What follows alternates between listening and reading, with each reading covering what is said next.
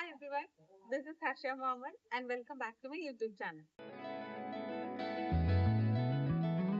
Breast പമ്പിങ്ങിനെ കുറിച്ചിട്ട് correct ഒരു ഗൈഡൻസ് ഒരു അവയർനെസ് ഒന്നും ഇല്ലാത്തത് കാരണം പോസ്റ്റ്പാർട്ടം പീരീഡിന്റെ ഫസ്റ്റ് ഡേയ്സിലൊക്കെ ഭയങ്കരമായിട്ടുള്ള പെയിനും സ്ട്രെസ്സൊക്കെ എക്സ്പീരിയൻസ് ചെയ്യേണ്ടി വന്ന ഒരാളാണ് ഞാൻ. അതുകൊണ്ടാണ് ബ്രസ്റ്റ് പമ്പിങ്ങിനെ കുറിച്ചിട്ട് ഒരു അവയർനെസ് വീഡിയോ ഇടാമെന്ന് ഞാൻ ഡിസൈഡ് ചെയ്യുന്നത്.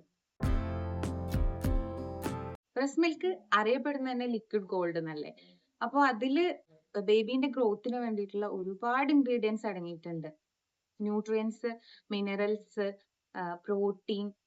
അതേപോലെ മിൽക്ക് ഫീഡ് ചെയ്യുന്ന കുട്ടികളിൽ ഇൻഫെക്ഷൻസ്, ആസ്മ, ലുക്കീമിയ പോലുള്ള അസുഖങ്ങൾ വരെ ഒരു പരിധി വരെ കുറയ്ക്കാൻ പറ്റും.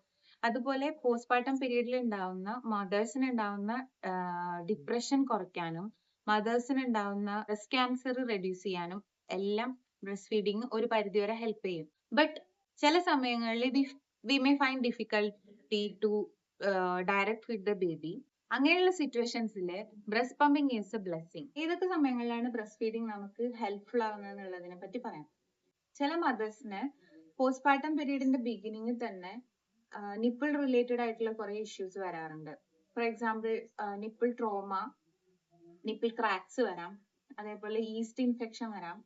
അങ്ങനത്തെ ഇഷ്യൂസ് ഒക്കെ വരുമ്പോൾ ഡയറക്റ്റ് ഫീഡ് ചെയ്യുക എന്ന് പറയുന്നത് ഭയങ്കര പെയിൻഫുൾ ആയിട്ടുള്ള ഒരു കാര്യമായിട്ട് മാറും. ആൻഡ് ചിലർക്ക് നിപ്പിൾ ഉള്ളിലേക്ക് വലിയുന്ന ഒരു അവസ്ഥയും ഉണ്ടാവാറുണ്ട്. അങ്ങനെയുള്ള സിറ്റുവേഷൻസിലൊക്കെ ഫോർമുലയിലേക്ക് പോവാതെ നമുക്ക് ബ്രസ്റ്റ് മിൽക്ക് തന്നെ കുട്ടികൾക്ക് കൊടുക്കാൻ പറ്റുന്ന ഏറ്റവും നല്ലൊരു മെത്തേഡ് എന്ന് പറയുന്നതാണ് ബ്രസ്റ്റ് പമ്പിങ്.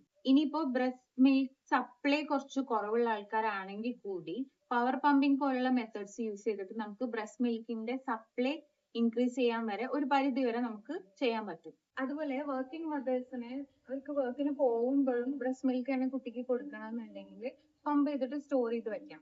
വീട്ടിലുള്ള കെയർ ഗിവേഴ്സിന് ആർക്കെങ്കിലും അവർക്ക് ആ മിൽക്ക് യൂസ് ചെയ്തിട്ട് കുട്ടിയെ ഫീഡ് ചെയ്യാം. മറ്റൊരു ബെനിഫിറ്റ് എന്ന് പറയുന്നത് ജനറസ് മിൽക്ക് സപ്ലൈ ഉള്ള ഒരാളാണെന്നുണ്ടെങ്കിൽ ഫ്യൂച്ചറിൽ ഇൻ കേസ് അവരുടെ മിൽക്ക് സപ്ലൈ ഡ്രോപ്പ് ചെയ്യുകയാണെങ്കിൽ യൂസ് ചെയ്യാൻ വേണ്ടിയിട്ട്, അല്ലെങ്കിൽ NICU പോലെയുള്ള എമർജൻസി സിറ്റുവേഷൻസിലേക്ക് ഡൊണേറ്റ് ചെയ്യാൻ വേണ്ടിയിട്ട്, നമ്മുടെ റിലേറ്റീവ്സിലോ ഫ്രണ്ട്സിലോ ആർക്കെങ്കിലും മിൽക്ക് സപ്ലൈ ഇല്ലാത്ത ആളുകൾ ഉണ്ടെങ്കിൽ അവർക്ക് അവരുടെ ബേബിക്ക് കൊടുക്കാൻ വേണ്ടിയിട്ടൊക്കെ യൂസ് ചെയ്യാവുന്ന രീതിയിൽ മിൽക്ക് നമുക്ക് ഫ്രീസ് ചെയ്ത് വെക്കാനും പറ്റും. അതുപോലെ പോസ്റ്റ്പാർട്ടം പീരീഡിൻ്റെ ബിഗിനിങ്ങിലൊക്കെ നമുക്ക് സ്ലീപ്പ് ഡിപ്രവേഷനൊക്കെ ഉണ്ടാവും. അങ്ങനെ റെസ്റ്റ് വേണ്ട സമയത്ത് നമ്മൾ പമ്പ് ചെയ്ത് വെച്ച് പാല് മറ്റൊരാൾക്ക് ബേബിയെ ഫീഡ് ചെയ്യാം.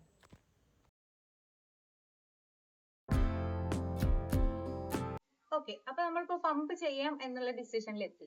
അങ്ങനെയാണെങ്കിൽ നെക്സ്റ്റ് സ്റ്റെപ്പ് എന്ന് പറയുന്നത് ആപ്റ്റ് ആയിട്ടുള്ള ഒരു പമ്പ് ചൂസ് ചെയ്യുക എന്നുള്ളതാണ്. ഒരുപാട് പമ്പ്സ് മാർക്കറ്റിൽ അവൈലബിൾ ആണ്. മാനുവൽ പമ്പ്സ് ഉണ്ട്, ഇലക്ട്രിക് പമ്പ്സ് ഉണ്ട്, വെയറബിൾ ആയിട്ടുള്ള ഇലക്ട്രിക് പമ്പ്സ് ഉണ്ട്. നമ്മളുടെ നീഡിനനുസരിച്ചുള്ള ഒരു പമ്പ് ചൂസ് ചെയ്യുക എന്നുള്ളതാണ് ഏറ്റവും ഇമ്പോർട്ടന്റ് ആയിട്ടുള്ള കാര്യം. പമ്പ് വാങ്ങുന്നതിന്റെ ബിഗ്ഗസ്റ്റ് ഡിസിഷൻ എന്ന് പറയുന്നത് മാനുവൽ പമ്പ് വേണോ അതോ ഇലക്ട്രിക് പമ്പ് വേണോ എന്നുള്ളതാണ്.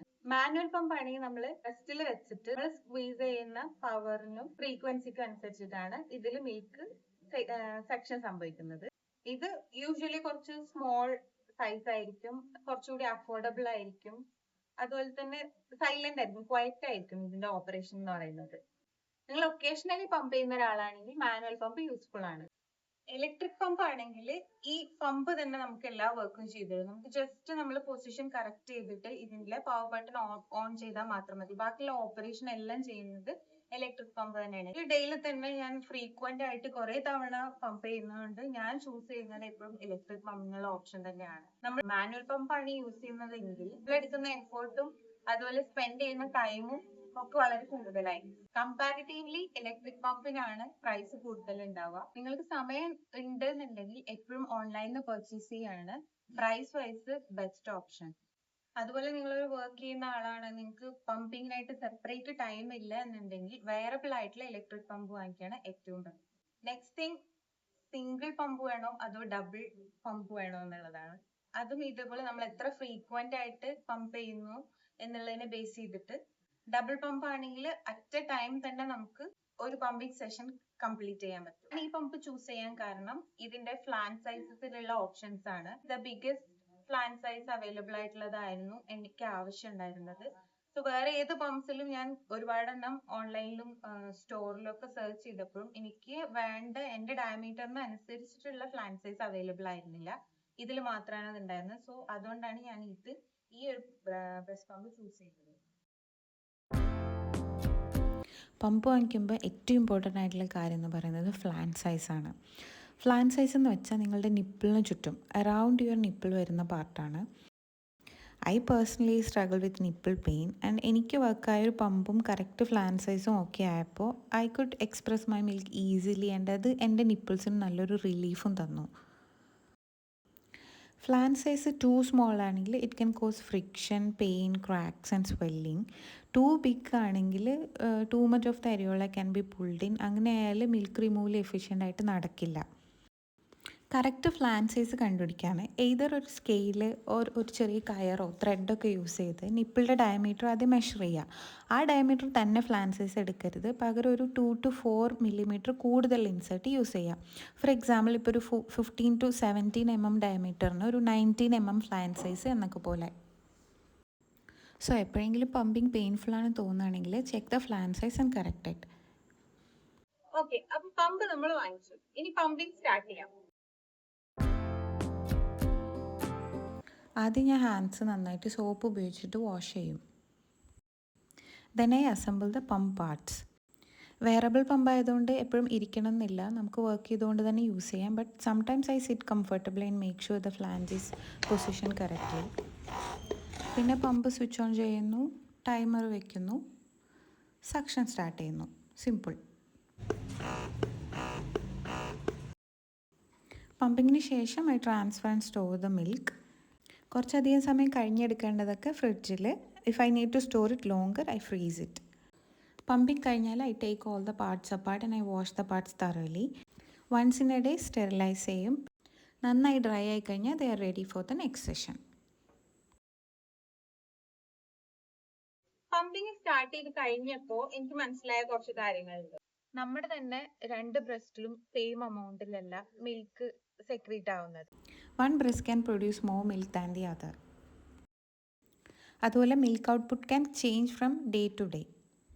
ആദ്യമൊക്കെ ഞാൻ ഫ്രീക്വന്റ് ആയിട്ട് ഒരു 2 hours ഒക്കെ കൂടുമ്പോൾ തന്നെ പമ്പ് ചെയ്യുമായിരുന്നു എപ്പോഴും. ബട്ട് ഇപ്പൊ എന്റെ ബേബി വളരുന്നതിനനുസരിച്ചിട്ട് ഞാനിപ്പോ ഓൺ ഡിമാൻഡ് മാത്രമാണ് പമ്പ് ചെയ്യാറുള്ളൂ. ബ്രസ്റ്റ് മിൽക്ക് സപ്ലൈ ഇൻക്രീസ് ചെയ്യാൻ വേണ്ടിയിട്ട് ബ്രസ്റ്റ് പമ്പിങ് ഹെൽപ്പ് ചെയ്യുന്നു പറഞ്ഞില്ലേ? പവർ പമ്പിംഗ് എന്നാണ് ഈ മെത്തേഡിന് പറയാം.